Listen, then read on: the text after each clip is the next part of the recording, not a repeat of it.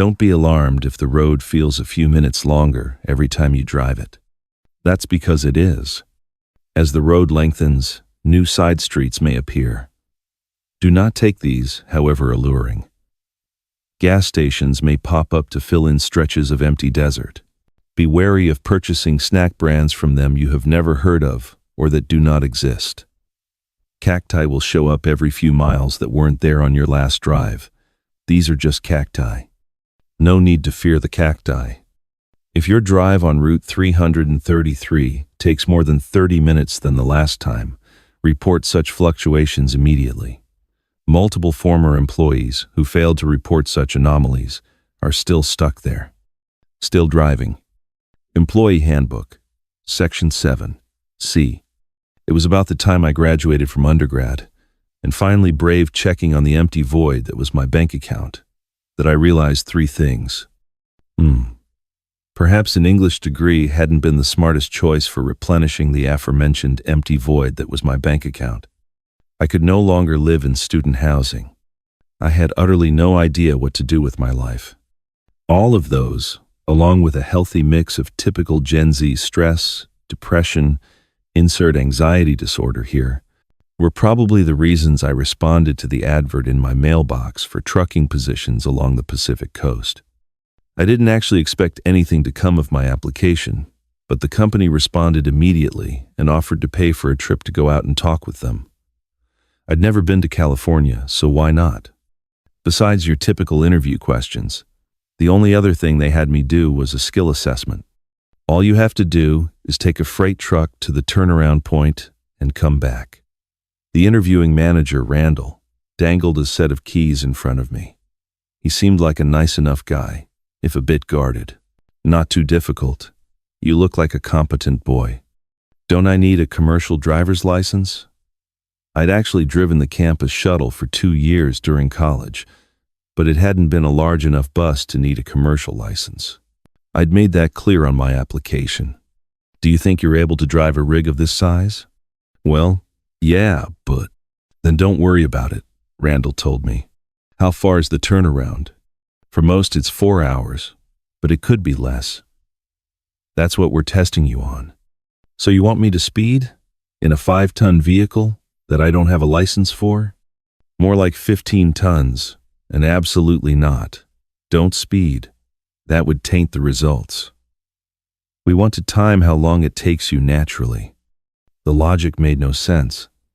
Don't speed, but cross your fingers it goes quick.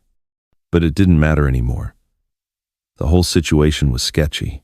This was multiple levels of illegal, and federal prison wasn't what I imagined the keynote speaker meant by seize every opportunity in her graduation speech. I was steeling myself to tell all this to Randall and walk straight out of the office when, I forgot to mention, he said, $800 in compensation for your time. 10 minutes later, I was in the cab, turning the key. I noticed another man, similar age to me, sitting in the idling cab of another semi just across the parking lot. Another applicant, Randall explained. It's easier for us if we time multiple of you at the same time. The other man gave me a friendly wave, then just as pleasantly flipped me off, which was such a confusing series of events, I decided to log it away for later to process fully. Dead meat, he mouthed, though it could have just as easily been red beets. What's the address of the turnaround? I asked, waving my phone to show the open Google Maps app. No phones, Randall said. Instead, he explained how I would recognize the turnaround point, a red-roofed, unmanned weighing station, some way down Route 333, along with a few other basic guidelines. 1. Don't use your phone for any reason, not even for music. Leave it on airplane mode, or better, just power it off. Even if there's an emergency, use the handheld radio. 2. Do feel free to listen to the stereo, though. Station 86.9 FM is country, if that's your thing, but probably steer clear of station 96.5. 3. No picking up hitchhikers, not even if they look like they're hurt, not even if they're begging and crying for a ride, especially if they're begging and crying. Really. Don't. 4. Around halfway there, your rig will stall and come to a stop. Don't panic. Don't turn it off. Don't get out. Put it in park and wait exactly 1 minute and 47 seconds. After that, the engine should start back up. If, for some reason, the rig doesn't start after that time, well, it should. But if it doesn't, I asked. Hide, he said. Close your eyes until it does, but it should. Okay then. These are all spelled out with more details in the employee handbook, he told me when I, understandably, tried asking more questions. You shouldn't have to worry about most of them unless you get the job. Just don't use your phone. And most importantly, don't freak out when the rig stalls out. But how do you already know it's going? He raised his hands and shook his head to signal no more questions. $800, I reminded myself. There's something slightly soul-sucking in the realization of how low a price you can be bought for. Then again, there's something soul-sucking in being a broke, unemployed college grad. So pick your poison. One last thing. Randall tells me from underneath the window. Whatever you see, whatever happens, don't ever stop driving. Not at all ominous. He winked. I watched as the other interviewee pulled away, first my competitor.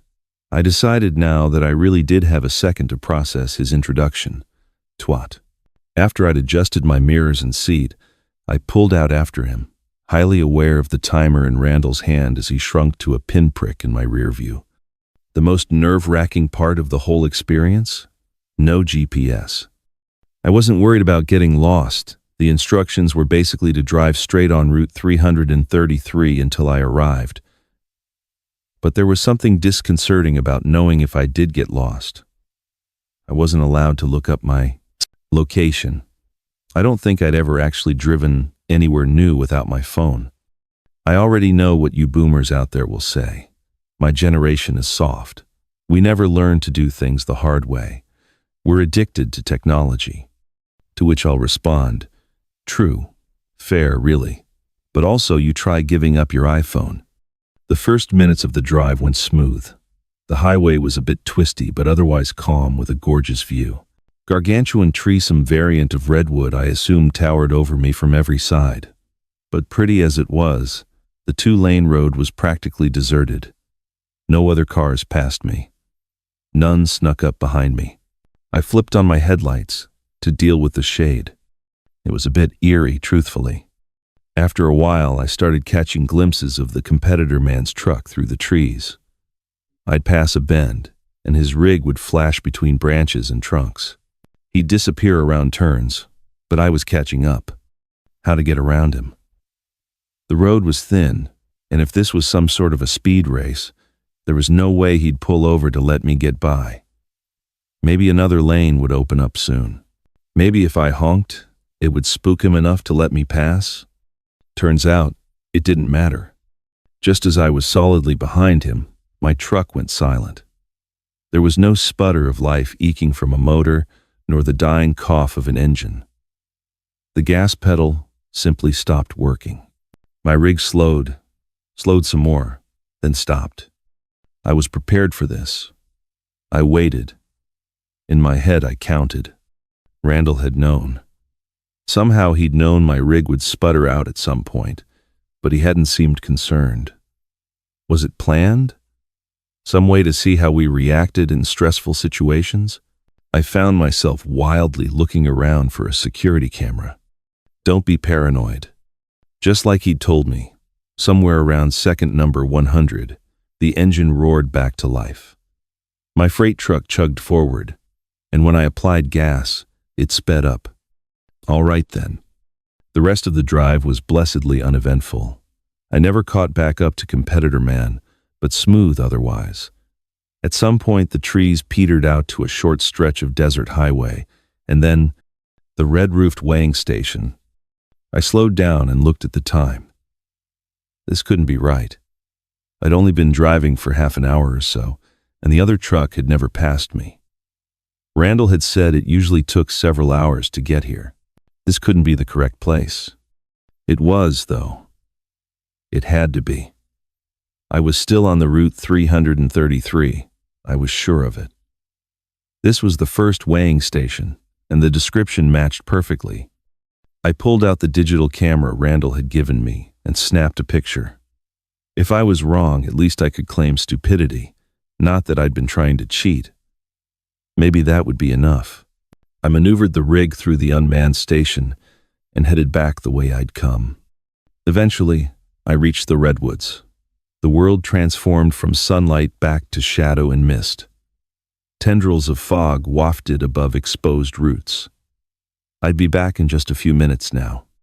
Then the truck started to slow. I swore. Not again. Sure enough, though, the rig came to a stop in a section of the forest, so shaded it could have been evening. Bugs sped in and out of the headlight beams. Something was off. Nerves, I told myself. This whole thing is strange, so you're overthinking. That was usually the problem. Overthinking. Spiraling until I shut down. It was the reason I majored in a subject that let me be quiet and clack away on my laptop. It was the reason I got a job on the campus shuttle where I wouldn't have to talk to anybody and applied for this position in the first place. It had been building for months, years maybe, this feeling that something in my life was wrong, off. But after I'd gone through and eliminated the only things it could be, all I was left with was me. The thing that was broken was me, and maybe that wasn't something I could realistically run away from, but I could sure try. For the first time in months, while driving Route 333, I'd felt normal in the thrill of the leaving something behind. But now I was stopped, stagnant, and it was all back again. And then another realization. How long has it been? I hadn't counted this time. There hadn't been a need after last time. But it felt like at least a few minutes had passed. Maybe? I started counting in my head. 20, 45, 60. I gave up. It had definitely been longer than a minute 47. The truck still wasn't moving. The first cold edges of true fear crept into me, up my spine and snaking around my heart. I waited some more. I swore some more. When neither of those delightfully brilliant options worked, I put the truck in park, cracked the door, and hopped down. Outside was chillier than I'd imagined. Weird. Sure, it was shady, but it was still summer. I considered trying to pop the hood of this thing for some reason. All men, even those of us with no mechanical knowledge, feel a sense of control by ponderously examining broken engines. But for a massive beast like this, I couldn't pretend to know where to start. "Hello?" I called. In the mist, off in the distance, there almost looked like a figure. Fog rolled through, and they vanished. Did they live around here? Maybe I could ask them for help. When the mist cleared, there was nobody. Hide. That's what Randall had told me, albeit offhandedly. Hide and close your eyes. But that just felt silly. Some way for him to distract me from realizing he'd stuck me with a crappy vehicle. Either way, I needed to go back in for my phone. Forget the rules. I was calling for help. The handle was locked. I rounded to the other side and tried that handle too. Locked. Incessant swearing might not have solved my problems the first 2 times, but no reason not to try in a third, right? The coldness clutched my heart until I could barely breathe. I watched as more mist rolled into the trees, and the figurate was back. Closer. For a second time, I almost called out for help. Hide. Before I could overthink my overthinking, before I could question how stupid I'd look, I dropped to my stomach and rolled under the truck. Then I squeezed my eyes shut. A set of footsteps approached the vehicle. I started to look up, but stopped myself and pressed my face to the asphalt where I wouldn't be tempted. Another set joined it. Then another. They started moving faster, in no particular pattern around the rig. A dozen pittering dogs' feet, except heavier, more intentional. Frantic. Something tried at the door handles. I could hear the frustrated yank, over and over. They were searching the area, looking for a way in. Don't look. Don't look. Don't. Above me, the engine roared to life. All at once, the 100 desperate footsteps stopped completely. I wasted no time. I rolled from my hiding spot, scrambled across the deserted road for the now unlocked door, and threw the rig into drive. Within seconds, I was hurtling back down the highway toward safety. That's it, I thought. I passed my twisted test, and now I get to return safely and refuse this sick job once and for all, and that was all true. I was safe. I would get to scream at Randall, just not before seeing what was behind the next turn. It came from nowhere. I swerved like crazy to avoid it. By the time I even processed what was obstructing the road, I'd already passed it with no chance of slowing back down. It had been my competitor's truck, totally stopped, diagonal across the whole road. And the man who'd been driving it? He'd been splayed across the hood, skewered through by a tree branch the length of a door. His eyes had been torn out. What was that? Now, let's not get too excited. Randall looked up from his desk, back at the truck yard. What were those things? Who did that to the other guy? Other guy? He was stabbed by a tree. His eyes were literally empty sockets. Randall sighed. Not the sigh of, oh no, there's a crazy man yelling at me. The sigh of, oh great, more paperwork. Unit 50, he spoke into his handheld radio. There's a cleanup a few miles in. Sounds like a messy one. Maybe give it an hour to let the forest dwellers settle down before going in for a retrieval. Cleanup? We have to call the police. We're not calling anybody. They prefer not to know about these things. We can't just leave him there. He held up his hands. I know you're in shock, but as I said, let's try to calm ourselves. Yelling isn't helping anyone. I get it. We'll make sure to retrieve him. It's totally understandable why you'd turn back early. Early? For some reason, it was this odd, insignificant fact that finally yanked me from my frenzy. As unjust as murder might be, to a recent graduate, nothing will ever top the injustice being failed on a test I know I passed. I didn't come back early. His eyebrows pinched together. I pulled out the digital camera and shoved the image of the turnaround point in his face. Slowly, his expression opened up to one of shock and awe. You were gone an hour, maybe an hour 30 at most, Randall considered. Then he stood, smiled, and stuck out his hand. You've got a job. I've got a what? Have you not been listening? I just saw a dead man. I nearly died myself. There's absolutely no way I'm accepting whatever joke of a job this is. 140,000 base, plus benefits and overtime. 10 minutes later, I was signing the offer. Go ahead, hate me if you want, but never underestimate what you yourself wouldn't do under the weight of a 6-figure student debt. If you're going to be unhappy, no matter where you are, you may as well be unhappy and rich. It was only hours later, after my flight home, after I was safe in my bed on campus, and the whole interview felt like a distant nightmare, that I finally cracked open my new employee handbook. I found the section on the 1-minute 47-second incident. Section 9. A. It explained what Randall had, that I should count in my head, not freak out, and usually nothing would happen. There was some additional explanation, too. If your engine does not immediately come to life after the waiting period has concluded, then close your eyes and hide. The things in the forest will eventually lose interest. Above all, remain in your vehicle. If you leave at any point during the hunting ceremony, they will know your scent. You will never rest again.